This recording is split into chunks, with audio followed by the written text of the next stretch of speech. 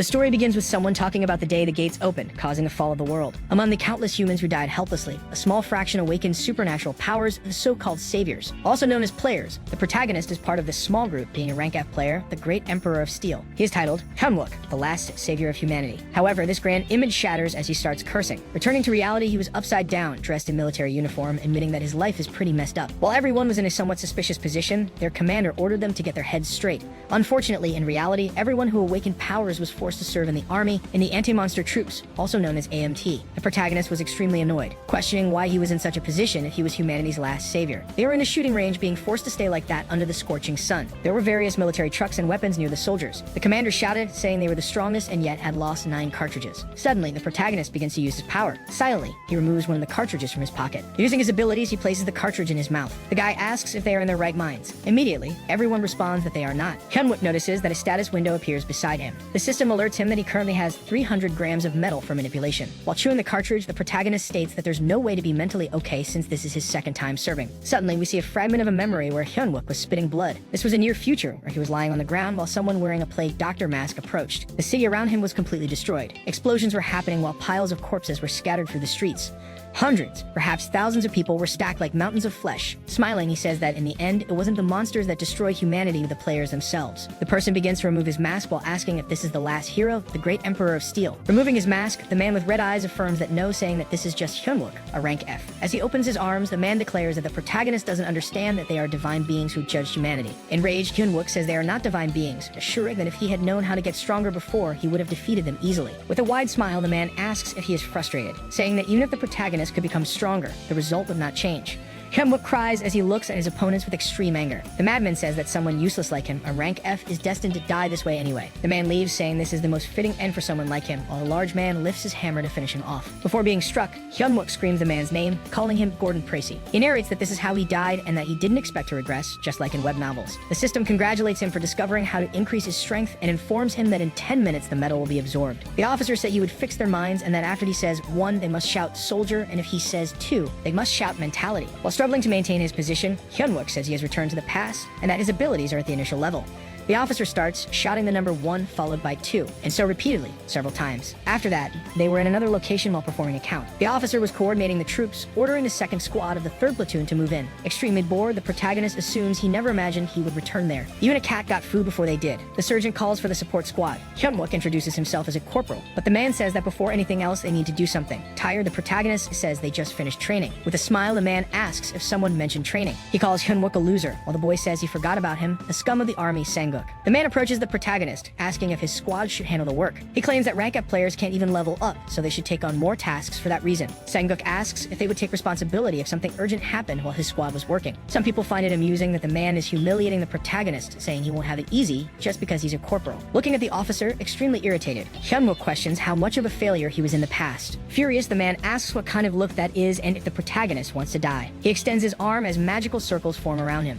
Hyunwook's squad mates are surprised by this. The man starts asking if the boy wants to go through with this, asserting that he is rank D, after taking a deep breath to calm himself. With a mocking smirk, Hyunwook says they will, but asks him to give them some food first. Annoyed, the man asks what he's talking about. The protagonist tells the surgeon to look around, saying that people might think he's being abusive. Hyunwook says he's worried that strange rumors might ruin the bright future awaiting Sanguk. Irritated that his actions did not go as planned, the man simply agrees. He says that since it was a request from the corporal, they should eat as quickly as possible but must also do the work with the same speed. Inconveniently for the officer, he has to praise the protagonist's squad after the task is completed. He coughs, trying to cover it up while looking at the others. Angry, the man asks what they're staring at and tells everyone to go eat already. The corporal tells Jumbo to go eat, saying he's not hungry as he walks away. Confused, his squad mate watches, unsure if everything is okay. Sangmuk also watches the protagonist leave, remarking that he seems different. After walking some distance, he hides behind a wall. Hyunwook bites his lips in anger. Partially calming down, he admits he handled it well. Recalling Tracy, the protagonist admits that this was nothing compared to what that lunatic did. The system notifies him that he can now manipulate 1 more gram. The protagonist realizes that if he spends too much time here on petty fights, he won't be able to catch up to him. Still looking at the system, Hyunwook notices that only 1 gram has increased. While grabbing several spoons, he declares he can't let the others know he can increase his level. In the cafeteria, people were arguing about where all the spoons had gone.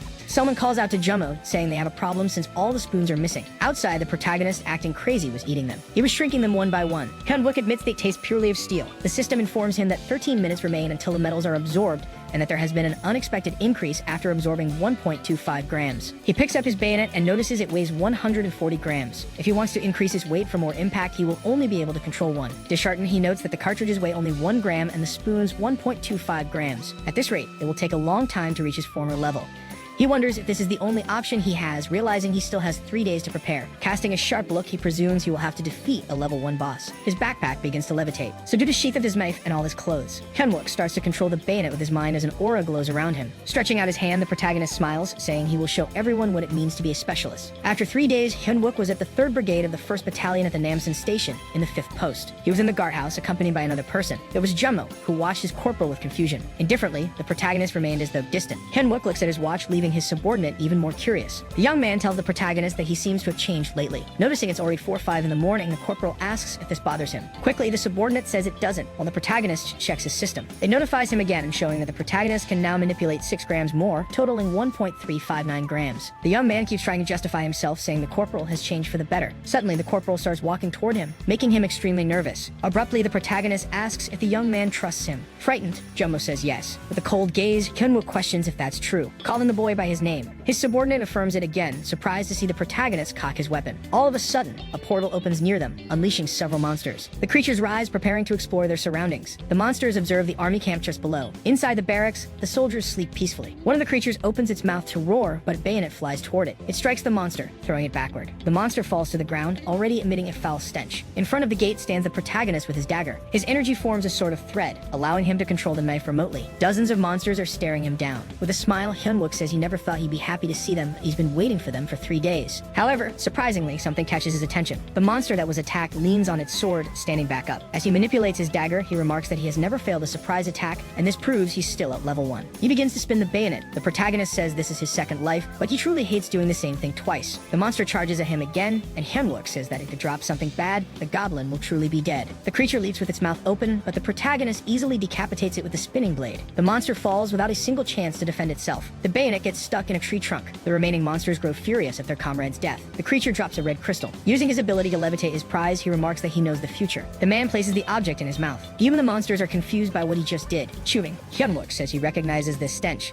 It's definitely mana steel. The creatures are utterly disgusted by his behavior. The system informs him that the amount absorbed in grams is unknown and mana will also increase after absorption. Observing the status window, he realizes that if he consumes every item he finds from now on, the difficulty of this life will be drastically reduced. Hyunwook gives the monsters a terrifying look. They all appear deeply bewildered. The protagonist pulls the dagger from the tree. Excited, he declares that his mukbang is about to begin. Rewinding a bit to the past, after the protagonist cocked his weapon, they hear a loud roar. The corporal covers his subordinate's mouth, saying he can feel the metal vibrating. The boy asks if he can really sense it without seeing it. Jummo suggests reporting it, but the protagonist argues they would never believe a rank F could sense something he can't see. Frightened, the young man asks what they should do. The corporal asks the boy to promise him something while he goes to investigate, instructing Jummo not to abandon his post, and that he must not report this to superiors. Returning to the present moment, Hyunwook is frighteningly excited. He declares that if the military finds out, all the drops would belong to the government. The group of monsters charges at him, enraged. Hyunwook launches his attack, declaring that his feast begins now. As he dives into the midst of the enemies, he manipulates his dagger. The monsters gather, trying to attack him, but they only hit the ground. The protagonist managed to dodge the blow. Once again, he spins his dagger. With a flick of his hand, Hyunwook sends the bayonet toward the creatures. It cuts the Achilles tendon of one. To immobilize them, he cuts the tendons of several monsters. To his surprise, one of them is up in a tree, observing everything. The monster wears several types of necklaces, visibly furious about the situation. While some lie on the ground, unable to get up, another attempts to attack Hyunwook. In a sadistic tone, the protagonist urges them to keep screaming. Noticing another opponent's attack, he is caught off guard. Now able to manipulate more metal, he grabs one of the swords lying on the ground. With a simple hand motion, Hyunwook repels his enemy's attack. The monster loses its weapon as others approach. The creature, panicked, tries to grab its sword again, but the protagonist is already preparing to strike. With a single motion, he slashes the monster's neck.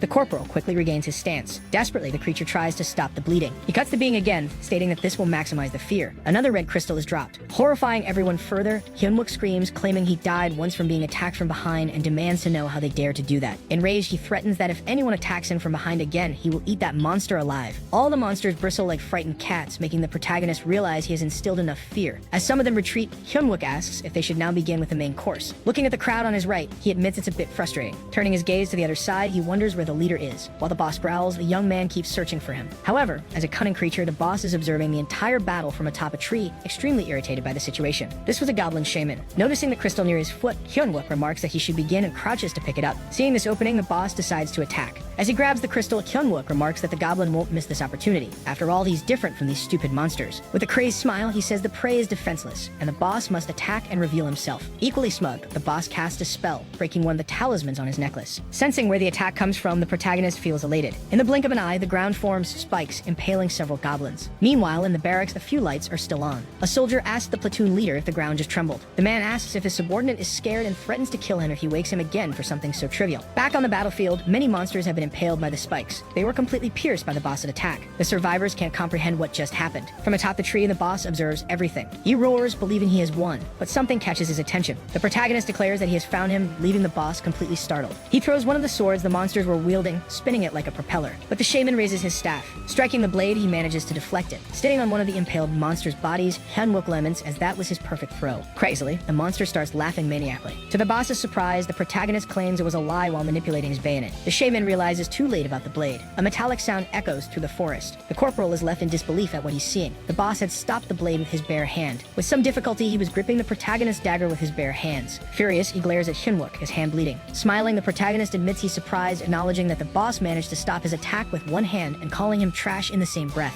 Unamused, the boss stares at the boy while still holding his blade. Preparing his rifle, Hyunwook commands him to come down, saying he will cut them all at once. Looking around, the young man realizes he bluffed. He notices the crowd of monsters surrounding him and wonders what to do now that the boss is fighting directly. To make matters worse, this encouraged the other monsters, who had lost their fear, to rally once again. To his surprise, the system notifies him of a lack of mana, stating he has used too much and only 40% remains. Hyunwook complains that his mana is the biggest issue and that now, having reached this point, he has no choice, unlocking his weapon. The boss raises his staff, preparing to attack. Frustrated, the protagonist yells that if he can't eat the boss, they will both die together, and even if it takes time, he will eat him and return to the post. The monster casts a terrifying look and smile. Suddenly, Jummo calls for the corporal. Startled, the protagonist turns around trying to find him. The boy keeps shouting, asking where Hyunwook is. Seeing this opening, the shaman orders the others to attack. The monsters charge forward. Irritated, Hyunwook points his weapon at them. Frightened, Jummo screams as he sees the group charging toward him. One of the goblins attempts an attack, but the protagonist tells the boy to duck. Following the instruction, the boy ducks as the corporal shoots at the monster. Again, the creature prepares to dodge, but the protagonist throws one of the swords at it. The monster manages to block the attack. Even so,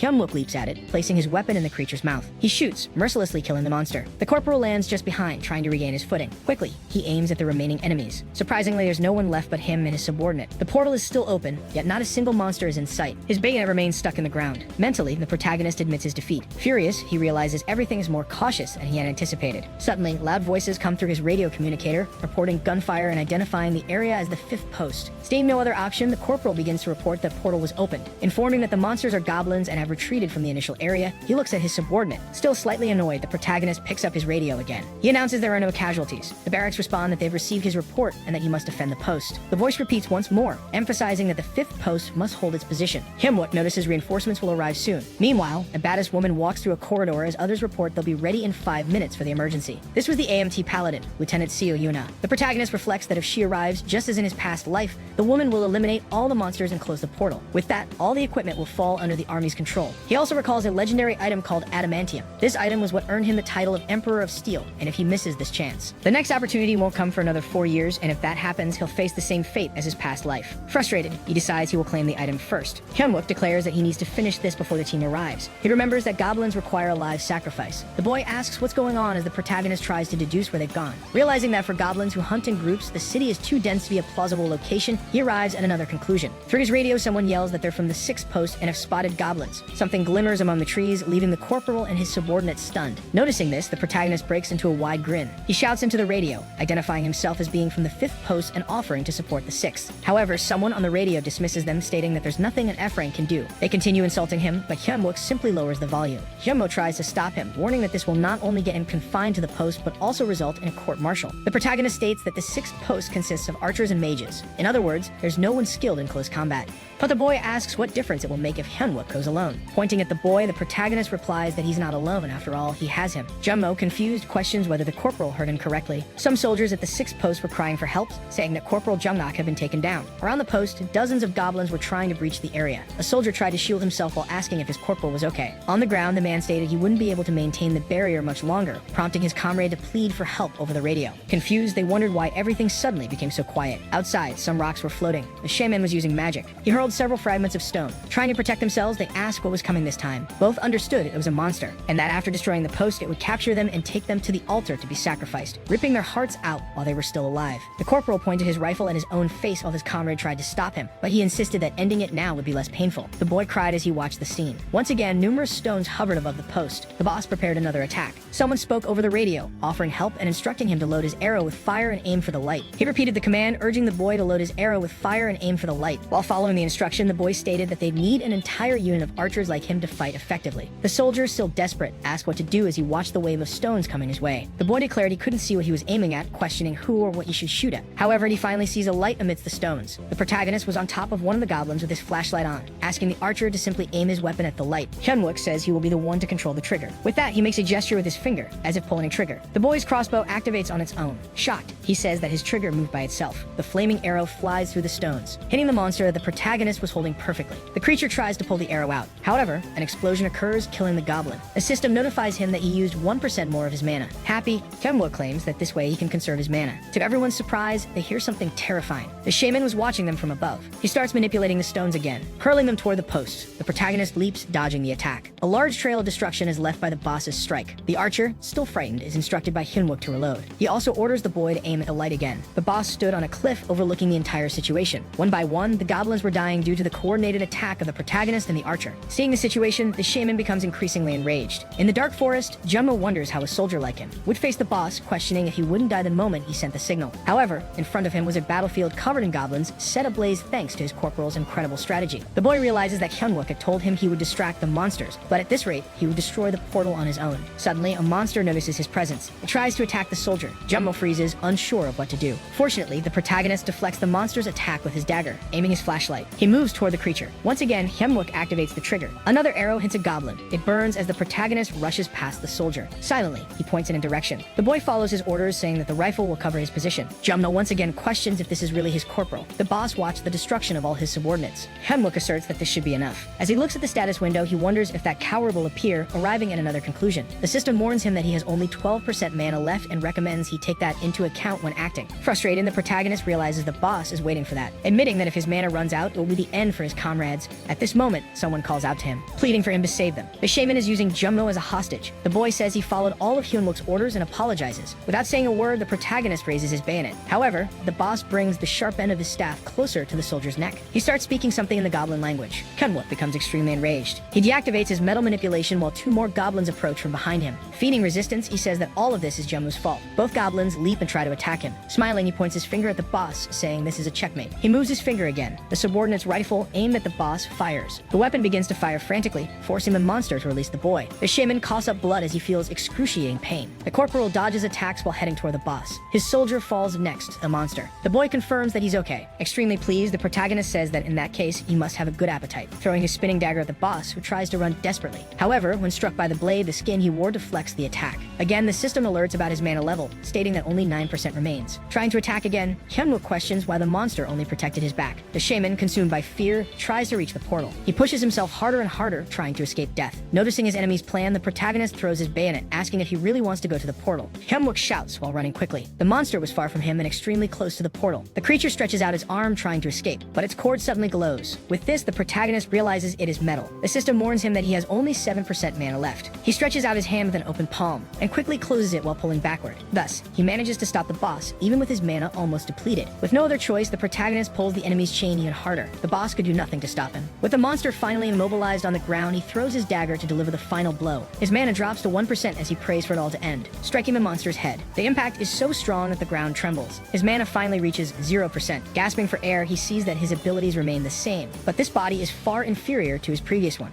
Suddenly, a bright light illuminates the area and he realizes it is this sacred light. Noticing that the emergency team had arrived, and that woman was there. Desperately, he tries to find the item on the monster's body. Finally, he locates the gem and removes it with some disgust. Someone shouts that they found the portal. The soldiers demand he raise his hands where they will shoot. With no choice, the man puts the entire crystal in his mouth. They ask the protagonist to identify himself with his name and rank. With his mouth smeared in goblin blood, he turns and declares himself to be Hyunwook, a corporal. They inform him they found an injured person and call for a stretcher to carry the protagonist. The soldiers note that since the portal is still open, there must be some enemies left alive. Yuna questions whether 4 ordinary soldiers could really defeat a boss. As she examines the bodies, she concludes that this isn't exactly the case. All of them bear similar wounds. Realizing that this was indeed the work of a single person, the system congratulates him but also issues a warning, stating that the metal being absorbed will now experience a delay of 9 hours. While being carried, he smiles, realizing it was worth it. The system informs him that the metal is enchanted, and that he will gain abilities accordingly, along with an unknown amount of grams. Observing the protagonist, the lieutenant wonders how someone like him could be smiling at a time like this. The system congratulates him again, informing him that after consuming the legendary item,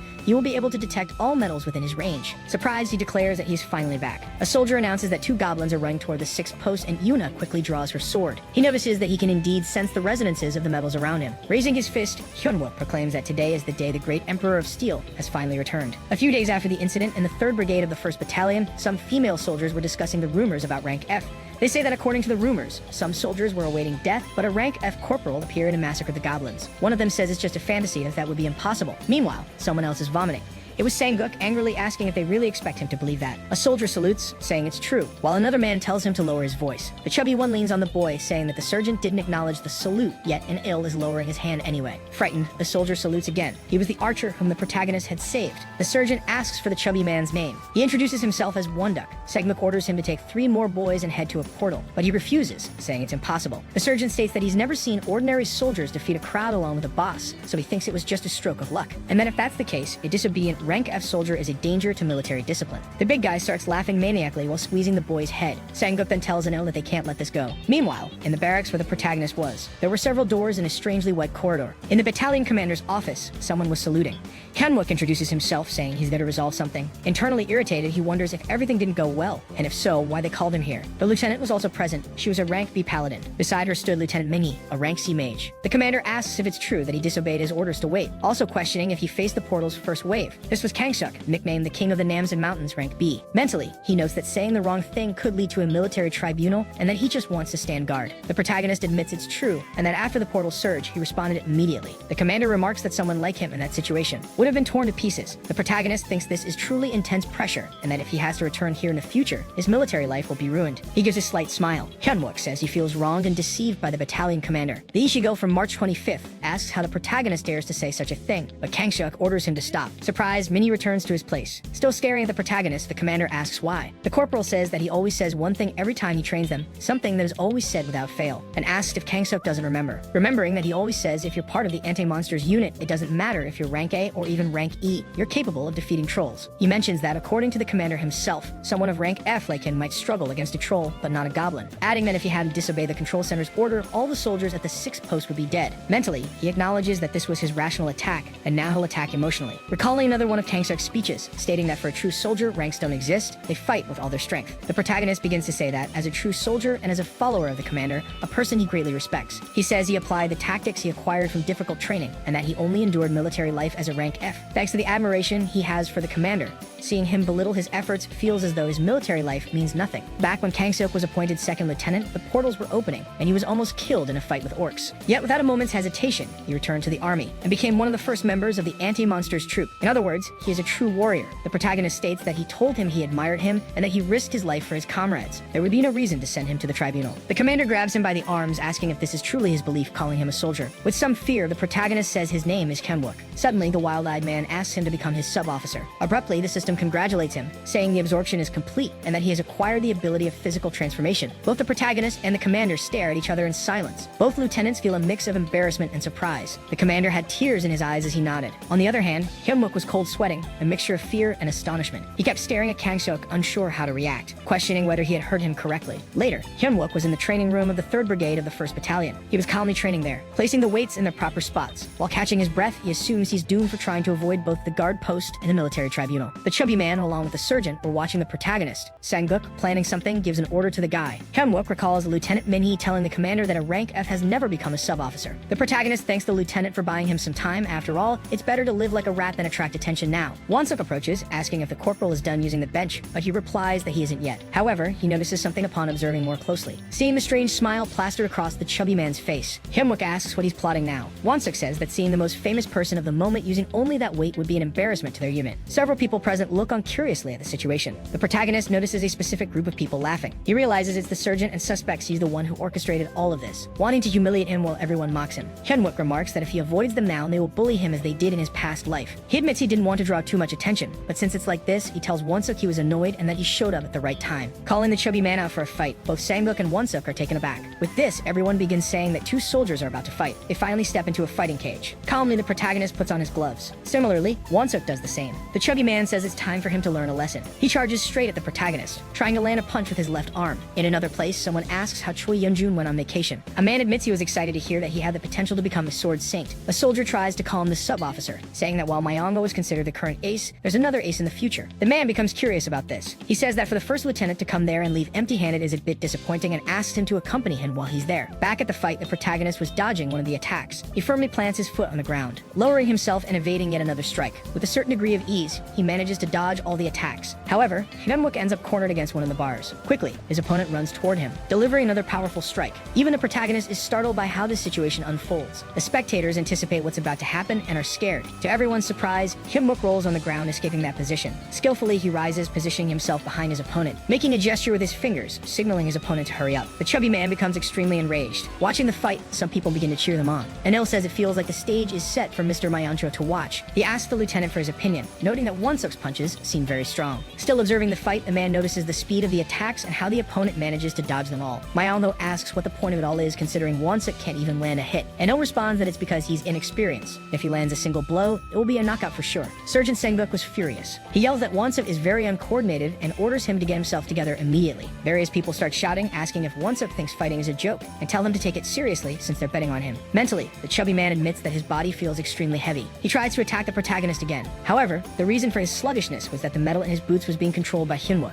The protagonist signals with his hand, acknowledging the power of controlling steel. He pins his opponent's leg to the ground. The man completely loses his balance. As expected, Hyunwook dodges the punch again. The chubby man begins to panic, unsure of what's wrong with him. The protagonist concludes that for Wonsuk, it must feel like fighting in a swamp. With a sadistic smile, the protagonist looks at him. Wonsuk begs him to wait. He starts saying his legs feel strange. Hyunwook asks why he's saying this all of a sudden. With a smile, he asks if things aren't going in his favor now. Irritated like a raging bull, Wonsuk curses at the protagonist, saying Hyunwook is just a rank F. With that, he uses his ability, unleashing a powerful shockwave. Both Anil and the first lieutenant are intrigued by this. Suddenly, Wonsuk enters berserk mode, enhancing his body. His eyes glowed red and veins bulged across his forehead. The protagonist moves his hand. Clenching his fists, he assumes a combat stance, glaring intensely at his opponent. Myongo notices that with the physical enhancement, they are no longer within the realm of sparring, yet his opponent hasn't faltered. It's like a battle between an enraged buffalo and a leopard, hiding its claws. The chubby man was enormous. The lieutenant remarks that this is entertaining, while the crazed man says he told him Wonsuk wasn't a joke. The man tells Hyunwook he's going to end everything right there. Suddenly, he vanishes from Hyunwook's line of sight, delivering a massive blow to the protagonist. With overwhelming force, Hyunwook is thrown against the cage. The surgeon cheers, saying, "That's my boy." Others claim this was predictable. After all, Wonsuk is on a different level.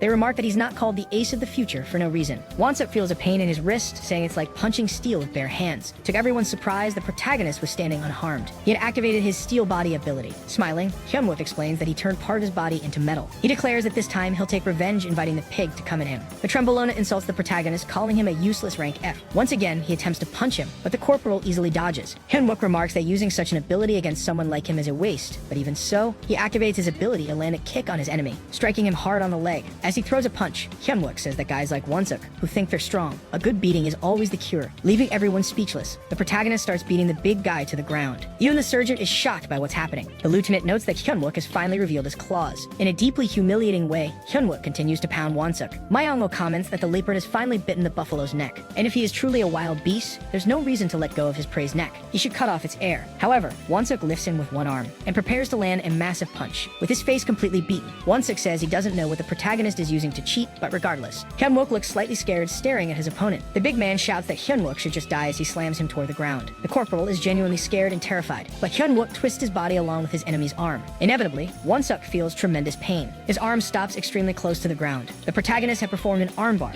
completely immobilizing his opponent. The big man recognizes the move as a flying armbar. Myongo notes that if Wonsuk had struck the ground with that punch, he would have broken his own arm, acknowledging that Hyunwook has good reflexes. Hyunwook was struggling to maintain the hold. The lieutenant observes that a normal person wouldn't be able to fight against a barbarian with physical enhancement and wonders if it's the result of overstimulation. Wonsuk says it seems like the protagonist is really fighting for his life. While trying to throw a punch, Trembolona asks if Hyunwook thinks he can crush his arm like this. The boy keeps yelling while tightening his grip even more on Wonsuk's hand. The big man curses at him, genuinely in pain. He opens his hand to throw the protagonist off balance. However, when he attempts to punch, Hyunwook somehow manages to evade. Quickly, Hyunwook twists backward, supporting himself on the enemy's head. In an instant, he was already applying a rear naked choke to Wonsuk, rapidly positioning himself to finish off his opponent. The lieutenant celebrates, realizing his expectations were correct. After all, physical enhancement only strengthens muscles, and compressing an artery is still possible. Wonsuk claims he just needs to use his strength. Suddenly, the protagonist starts smiling. Once again, he activates his body transformation ability. While being strangled by Hyunwook, the big man questions how even his strength cannot get him out of this situation. The system warns that he is using body transformation in an area larger than his current limit. As a result, the protagonist begins to feel intense shocks throughout his body. Once again, the status window indicates that excessive use of the ability could crush the user's body. One of the spectators asks the surgeon if they shouldn't stop this, pointing out that the big man will never give up. The protagonist was suffering greatly from the punishment of the ability. As he looks at Sanguk, he realizes that this should be enough to serve as a warning. The surgeon watches the scene, extremely nervous. Struggling to free himself, Wonsuk is incredulous that he might lose to someone like the protagonist. His vision begins to darken as he wonders if he will be humiliated in front of all these people. But he declares mentally that he is the future ace, growing even larger and angrier. Suffering intensely from the punishment, Hyunwook becomes even more frightened by his opponent's immense strength. The man grows so much that he begins to tear his own clothes. After an intense application of power, the madman becomes extremely massive, causing everything around him to crack. Both he and the protagonist were at their limits. Myongho, with a strange expression, wonders who the winner will be. After all, it's no use getting bigger if he can't escape the chokehold. And who among them is the true predator? Both of them roared, drawing strength from every possible source. However, Wonsuk's face starts turning extremely red as he clearly loses consciousness. He collapses, causing a massive impact that forces everyone to shield their faces. Without exception, everyone present stares in shock at the outcome of the situation. With the result clear, the lieutenant remarks that this is the true predator. Seeing Hyunwook atop his opponent's body, Myongho notes that he is a genuine wild beast. Someone approaches, asking if Wonsuk is okay. A few people attempt to check if the big man is still alive,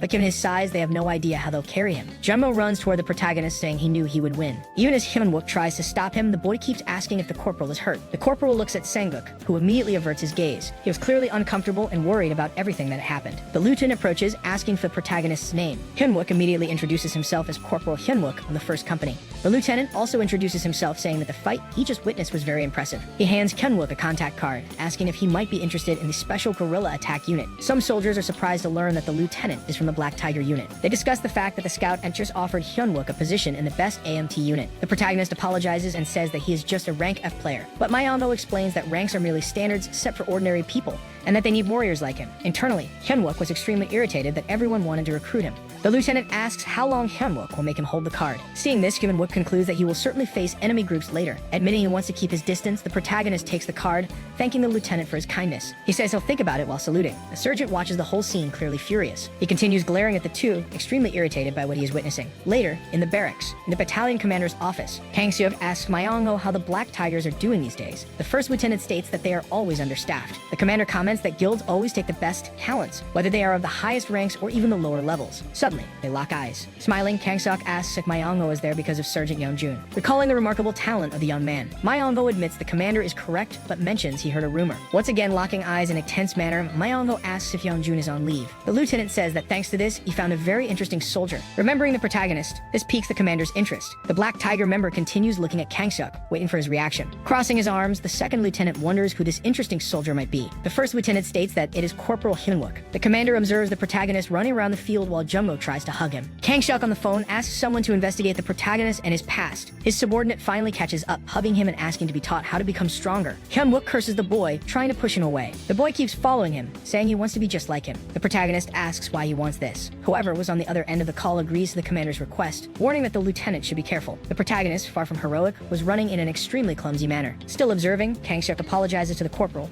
saying that this is not his opinion and that all of this is purely his fault for letting people become so greedy, while he opens a wide and frightening smile. In a city during the night, many people were walking normally. A woman was talking to a chef while her son noticed something. The child starts running, shouting that he saw a monkey. She stands in front of an alley, shouting for the little monkey. However, it wasn't a monkey, it was a large rat. Startled, the little boy realizes that this is not a monkey. The monsters had a pentagram on their foreheads, turning toward the child. To his despair, there were countless monsters like that coming out of a portal. On the other hand, the protagonist was surprised to see something. He was in the battalion's armory with Lieutenant Yunha. She suddenly says that the commander believes in his accomplishments and gave him time off and a weapon, but the squad leader doesn't believe in him. Bored, Hyunwook says that in his past life he was lazy and apparently that hasn't changed. While looking at his sword, he admits that whether the leader believes in him or not doesn't interest him after all. It's all in the past. Even the attendant looks a little curious about his answer. Looking at him, she asks if the corporal is really that lazy, saying that the goblins had the same blade mark, which means he stopped the first horde alone, and questions if this makes sense. The protagonist picks a small sword while stating that it's perfect. The boy swings the weapon, while Yoonho looks confused by his behavior. The woman tells him not to choose any weapon just because she's pressuring him, but Hyunwook says he genuinely likes this one. This was the cloud blade, which has the effect of absorbing and holding water, creating a humid mist. The protagonist admits that now it seems useless, but with this single sword, Youngjun became known as the Sword Saint. The true name of this item is Black Hand of the Master of Clouds, according to the mythology of Dangan, where 3 gods of time descended to Earth: the Lord of Wind, the Master of Rain, and the Master of Clouds. His black hand was called the Hand of Darkness. After releasing all of his power, you can activate the ability of hidden blades among the clouds, generating powerful lightning. With a smile, he assumes that with the manipulation of steel and lightning, nothing will be able to stop him. The lieutenant asks if this old sword is really too small of a reward considering his accomplishments, but he says he is satisfied. He begins to say that there is no time to choose anything else. Suddenly, they hear a very loud noise, which even surprises Yuna. The control tower then informs everyone that a portal has appeared in Aikawan. Immediately, the soldiers begin to prepare for combat. The protagonist is not pleased to hear this. The girl is curious about the fact that Hyunwook is extremely calm and not surprised by the situation, as if he was expecting it.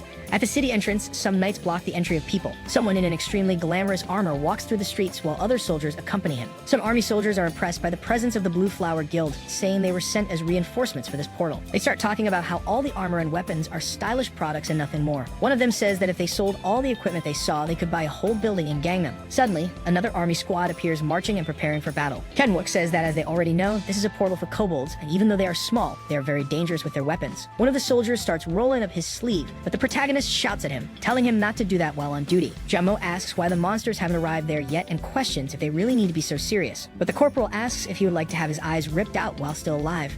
Frightened, the boy says no, and the protagonist tells everyone to check their gas masks for emergencies. Laughing, one of those soldiers approaches, saying that apparently the trash squad also has strategy meetings. Jummo looks down after hearing this. Seeing the reaction of his subordinate, the protagonist gets genuinely angry. Hyunwook tells both of them that the kobolds escaped from the evacuation zone and that everyone should keep their masks close. Convinced, the guy says he can take care of it on his own, saying that he's not someone who needs advice from people like him. The protagonist tells him not to forget this, but the guy says he understood, calling him the commander of the useless squad. His men once again look discouraged. Hyunwook becomes even more irritated by all this arrogance. Speaking to his squad again, he orders them to pull themselves together. He says that this isn't the first time they heard this, but now their lives are at risk, so they can't afford to be shaken. Everyone agrees with their commander. He informs them that the kobolds are small monsters, so they should place motion sensors in sewers and tight spaces. With this, he comments that everyone has 20 minutes to do everything. The protagonist calls for Jummo, who promptly agrees. The soldiers begin talking about how the protagonist is extremely serious and anxious today, at the place where the army supplies were stored. The boy is confused, not understanding why the corporal called him. He looks at his subordinate silently. Embarrassed, Jummo asks what he wants. Hyunwook was about to say something when a dart hits him in the neck. A kind of poison begins circulating through his veins. Suddenly, he falls to the ground. One of the manhole covers that the soldiers were placing sensors on explodes. As a result, all the others explode as well. The soldiers try to cover their mouths and noses to avoid inhaling the poison. Just as their leader had said, they begin putting on their gas masks. Several kobolds appear, attacking the soldiers. Agonizing on the ground, paralyzed by the poison, Hyunwook only watch. Suddenly, a monster approaches him. It was the portal boss. He observes his enemy as his pupils dilate. The kobold raises a dagger to stab him. Still immobilized, the protagonist can only watch as the enemy tries to strike him with a blade. Suddenly, his soldier throws his body at the boss. There was Jummo, who asked if the corporal was alright, though he had been grazed in one of his eyes. The boy tries to help him while the kobold watches them from within the poison mist. Suddenly, the monster's mask starts to burn. Gathering the last of his strength, the protagonist orders Jummo to run. Confused, he asks what's going on and urges Hyunwook to put on the mask. However, the boy's head is detached. Desperate, the corporal screams for his soldier. But returning to the present moment, Jummo is standing in front of the protagonist, asking what it's all about. Looking at the boy, Hyunwook says that in his past life, his subordinate died trying to save him from the kobolds. Some soldiers report that they'd just installed the sensors and ask for more. Mentally affirming that the real battle at this portal will happen in the rear guard, he calls Jummo's name again. The boy asks him to give the order, stating he will do whatever is necessary. Hyunwook says he will send a signal to him later, after which he must gather the members of the squad and take them out of the operation area. The soldier is confused, not understanding what's going on. A truck drives through the streets at high speed. Startled, Jummo asks if this isn't military desertion. Calmly, the protagonist states no, saying it's a military tactic. The soldiers were conducting a sweep of the city, searching for survivors and monsters. They also report that the estimated number of kobolds is 200. They were entering a large area of magic. The person in charge of the operation gives the command.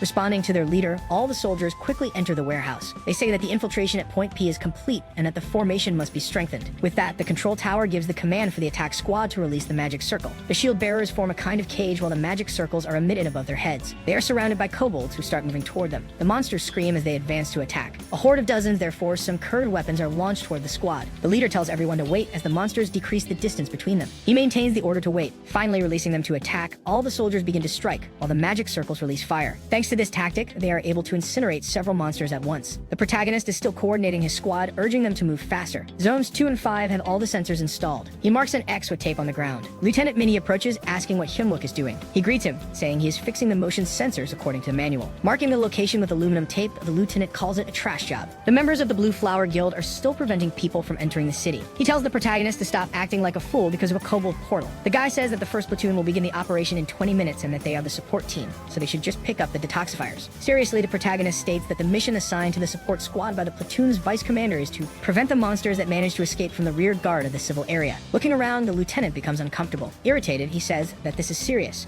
He asks if Hyunwook has forgotten his place after the battalion commander showed some gratitude toward him. While pushing the protagonist's helmet, he says that this is the guy in the barracks right now, but the protagonist says his name. Touching his helmet again, the lieutenant says he only has one portal with real experience. Irritated, Hyunwook repeats his name again. Minnie asks if Hyunwook dares to teach him, telling him to take that look off his face. A subordinate runs over to them, asking them to stop. The girl tells the second platoon leader that there is something urgent. He realizes it's the vice leader of the platoon and asks her what's wrong. Mentally, the protagonist assumes this is why he provoked him to come here. She is the lieutenant's weak point. The guy starts saying he was there helping the support squad. The scoundrel asks what she's doing there. Seonha informs him that the battalion commander is calling for soldier Hyunwook. Even the protagonist is surprised by this. After some time, a woman with red hair is on top of a building while observing the city. With her is a sniper. They are watching two people. It is Seonha with Hyunwook. She asks him not to let the leader of the second platoon affect him, but he says that he still has work to do. The girl says she will finish setting up the sensors and asks him to go to the commander. The protagonist just nods. Observing the situation, he realizes that he doesn't have much time left, and he wonders what the battalion commander is planning. A soldier asks Yoonha if it's alright for her squad to stay there. The woman confirms that it's a direct order from the commander. She also says that being a soldier means following the orders they receive. In the temporary command post, the commander greets Hyunwook. Both he and Myongo are staring at the protagonist. Confused, Hyunwook wonders what the first lieutenant is doing there,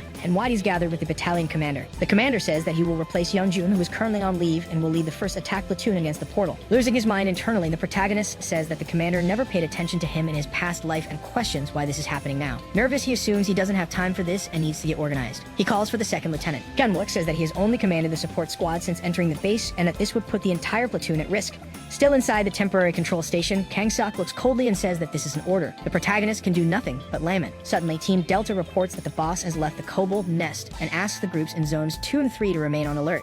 Apprehensive, Hyunwook realizes that his squad will be attacked soon, and if he doesn't act quickly, the entire rear guard will be wiped out. Grinding his teeth, he decides that he needs to leave as quickly as possible, at any cost. Suddenly, he tells the commander that he has something to say. Staring at him, Kang-sok tells him to go ahead. The protagonist remains silent for a moment. Yoonha is still observing the protagonist's squad. She notices him running through the alleys. The girl is confused by this behavior. He desperately runs as fast as he can. The protagonist shouts for the support squad, telling them to put on their gas masks. At this moment, a loud noise is heard. The sensors begin to beep uncontrollably. Everyone present is extremely frightened. The poison, just like in his past, starts leaking through the sewers. Hyunwook gets caught in the explosions. Seeing everything covered by the poisonous mist, he begins to rage. Covering his mouth and nose, the protagonist admits that it happened faster than he remembered. Going back a bit in the past during his conversation with the battalion commander. After the commander asked him to finish saying what he wanted, Hyunwook says that he heard rumors that on Kang-suk's first mission, he lost his entire platoon. The first lieutenant is shocked to hear this. The protagonist says that's why he doesn't believe Kang-suk is ordering him to lead an attack platoon, being the corporal of the useless group. With that, he asks if the commander considers him and the other regular soldiers disposable. Kang-suk denies it, saying it's a misunderstanding and that his personal attack squad will follow him. But the protagonist interrupts, saying that if it's to follow an order from him, he would give his own life. Twisting inside, Hyunwook feels frustrated that he can't tell him that he knows about the future. The protagonist continues, saying that if he commands any platoon other than his own, there is a very high chance of casualties, saying that he is grateful for the expectations the commander has for him. But if this costs the lives of his comrades, he will disobey. Kang-suk remains silent with a dark expression. The first lieutenant tells him that disobedience during wartime is a military crime. Inside, Hyunwook screams that he knows, but if he doesn't act now, the entire rear guard will be dead. After a pause of a few seconds, the commander says it's fine and that he should continue with the original support mission. Even the protagonist is surprised by such a reaction, but he says he has a condition. Kang-suk says that as a true soldier, he will have to face the consequences of disobeying a direct order. Returning to the present moment, the area is completely covered in poison. Hyunwook tries to find his squad. He quickly puts on his mask. While securing on his face, he continues cursing, irritated by his delay. Using his inventory pouch, he grabs the Blade of Clouds. Pouring water from his canteen onto the sword sword, the system identifies that 25% of its capacity has been absorbed. The protagonist realizes that he can't see anything due to the gas and wonders if he arrived too late. Looking through the thick poisonous mist, mentally, he prays that Jumbo managed to gather everyone and escape. However, someone was being attacked by one of the monsters. The man screamed as he was pierced by the kobold's pickaxe. He cries out asking for Jumbo's help. The boy sees the situation, surprised. He quickly positions his weapon to defend his comrade. While cursing the monster, the soldier fires, trying to push it away from the injured man. The monster, seeing that it was being attacked, stops striking the man. It leaps into the mist. The soldier places his hand on the wound, trying to stop the bleeding. Jumbo tells everyone to get behind the barricade and bring Minte with them. One of them says that they secured the safety of the injured soldier. He drags Minte while leaving a trail of blood on the ground. The platoon vice leader is in complete shock. The boy tells her to regain her composure. Seeing the woman's situation, he understands that it's normal since she's barely 20 years old. While trembling, Jumbo says that besides that, it's her first real mission after the approval. He assumes that he can do nothing for his comrades in such a war. The soldiers inform Jumbo that they are running out of ammo, and they are down to their last magazine. Nervous, the boy begins to question what he should do and whether they have any chance of survival. At that moment, he wonders what the corporal would do in such a situation. One of the soldiers says that Minty needs medical help and asks the vice leader to go to them. Someone starts using their inventory backpack. The troops shout desperately, informing that they are out of ammo. Jumbo had grabbed a hammer in his hands. He shouts that now is the chance for the support team. The boy says that kobolds are attracted to shiny things, so he will draw their attention away. He orders all members of the platoon to leave with Xianha. The girl, confused, asks what he is planning. Raising his hammer, Jumbo says that this is his order as the vice leader of the squad,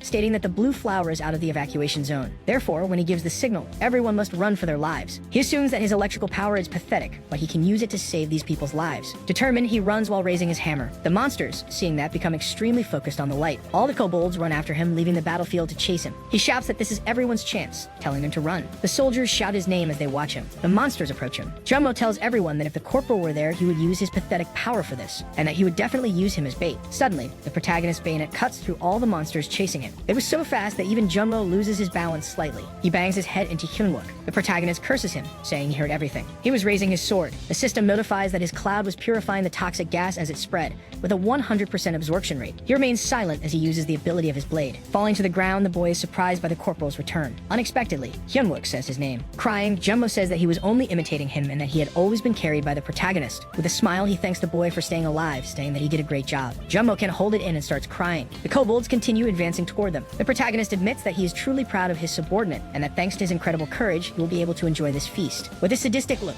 Hyunwook shouts that since a beautiful meal has been prepared for him, he will devour everything eagerly. He begins to manipulate his bayonet while using the Cloud Blade's ability. The protagonist executes several cuts on the monster's bodies. Without even moving, he kills all the kobolds approaching them. Essence crystals fall to the ground like an endless fountain. He remains silent again. The bipolar man starts laughing, saying that this is delicious. Jumbo asks if he's talking about the monsters. Afraid, the kobolds stop attacking. Looking at his subordinate, the protagonist realizes that he can't eat the crystals because of him. The monsters, with a certain level of fear, are just standing there watching Hyunwook. Confused, the protagonist asks where their leader is. The pentagrams on the monsters' foreheads begin to glow. The protagonist's attention is drawn in one direction. Not unlike him, the kobolds also look in the same direction. Hyunwook says that he can't believe it, while Jumbo doesn't understand what's happening. They hear an extremely loud scream. Leaving them confused, the monsters turn their backs and run in the direction of the screams. The protagonist also runs, shouting that the members of the squad are in danger. The commander's emergency squad remained on top of a building, noting that the situation was very complex because of the mist. The lieutenant orders the attack squad and the blue flower to destroy all the monsters that come out of the poison. One of the soldiers asks why these orders are being given and if she's going somewhere. Yuma notices that the corporal acted as if he knew this would happen, telling her comrade that she needs to confirm a few things. With that, she leaps into the poison zone. The platoon vice leader was begging for someone to save her. One of the soldiers was trying to keep Minte alive while shouting for Shionha to compose herself and help. Many members of the squad were injured. They realized that the barricade is being broken. Those who were still partially able to move tried to hold the barrier, noticing that the boss was trying to take it. The monster was using a spell to draw it towards him. His head was on fire as he tried to remove the protection from the soldiers. They realized that the kobold has breached the protective barrier. Still trying to hold the barricade, they realized the monsters are coming toward them. The creatures were coming quickly while raising their weapons. Unfortunately, they accept that this will now be the end for all of them. Suddenly, something catches the boss' attention. The protagonist runs while calling for the monster. He curses all of them, calling them filthy rats. While using his seal manipulation, Hyunwook orders them not to touch that. The blade comes toward the boss's head. The monster cancels his magic while dodging the attack. However, to his surprise, the dagger makes a sharp curve. The boss begins to dodge while trying to escape. He realizes that with every moment, the blade gets closer. Leaping again, he manages to evade. With some difficulty, he regains his balance. The boss realizes that his vase was cracked. Irritated, he glares at the protagonist while the flames on his head disappear. The pentagrams on the other kobolds' foreheads begin to glow. They start to scatter. Hyunwook is surprised by this. In an instant, all the monsters leap in different directions. They take distance from the protagonist. They begin to use a type of blowgun. Several darts fly toward him and Jumbo. Using his cloud blade, he parries all the attacks. To his surprise, they also attack from the other side, leaving the boy defenseless. Desperately, Hyunwook orders his subordinate to duck. He does as ordered. The protagonist uses his metal control ability, deflecting all the darts. He uses the thorns against the kobolds themselves, but he loses control and his bayonet. It falls beside the boss. The kobold looks directly at the protagonist. Hyunwook says that this is not the real boss. He is just the dark mage while shooting with his weapon and controlling his cloud blade. Noticing that the mage is literally controlling his own kind, or rather, it's useless to scare them.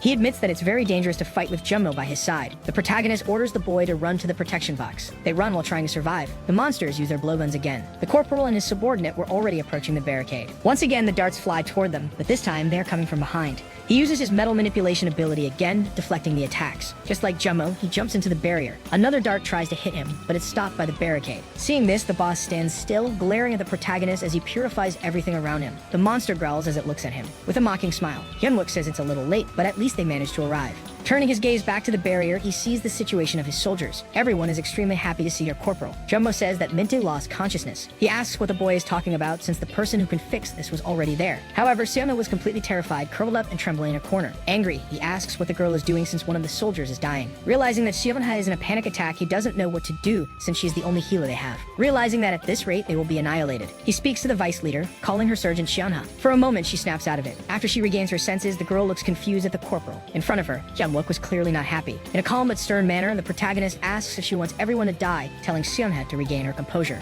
Because they are on the battlefield and she cannot live her entire life with regret. She was scared, but even so, a light emerged in the void. The girl was trying to use her power on the injured boy. Hyunwook asked the vice leader how he was doing, but at that moment, he had lost too much blood because she had delayed. But determined, she said she would not give up. Hyunwook thanked her while instructing the others to lend their swords. The curly-haired one asked if he was really going, but he looked angry, saying he would repay those scoundrels in kind. At that moment, a car was shown passing by and someone on the phone was saying that it was incredible. Inside the car, a woman with a spider on her shoulders said she would make a consolation visit, and so they headed to Itaewon. We returned to Hyunwook in the middle of the monster fog. He walked to an X mark on the ground. At that moment, one of the monsters was hiding behind a pillar, watching because in the same second, several monsters attacked. Confident, Hyunwook thought the prey had walked straight into the trap of its own free will because from this central point, it set up boxes and sensors in designated locations. And so it would be game over once he laid his hands on the leader controlling everything from behind the curtains. He opened his eyes using metal detection, because every metal he didn't recognize in his area had to be a kobold. Then he prepared his swords in the sky, and using the ability of metal control, he directed them all to attack the hidden monsters. From afar, it was possible to see the massacre beginning inside the place. The monsters tried to flee, but even so, they were struck by the metallic daggers. When he was approaching another one, the monster used a red power, invoking a circle. It tried to defend itself using that, but now Hyunwook knew where it was and ordered the others to head in that direction. The monster kept roaring while Hyunwook observed cleverly because with that red circle, it was holding off the attacks. Hyunwook moved his hand, trying to make his swords return to attack again. When it wasn't working, the system appeared by his side, and the monsters from before began coming back to life. They shot several dart-like projectiles at Hyunwook. He saw all of that coming without being able to defend himself. The darts struck him from the front while the monster boss successfully defended himself and was invoking powerful magic. The boss pointed a finger in Hyunwook's direction, and all the monsters started charging with their weapons. Even with his body pierced by darts, he stood up, throwing them away, because if not for the body-strengthening transformation, it would have been fatal. He grabbed his swords back and glared angrily at the monsters because they would pay for what they had done. He moved his arms while controlling the swords, defeating several monsters in his path. At that moment, a tornado began forming with the movement of the swords in the air. He finally seemed to have defeated all the smaller ones. Then he turned back, calling out for the dark mage Kobold,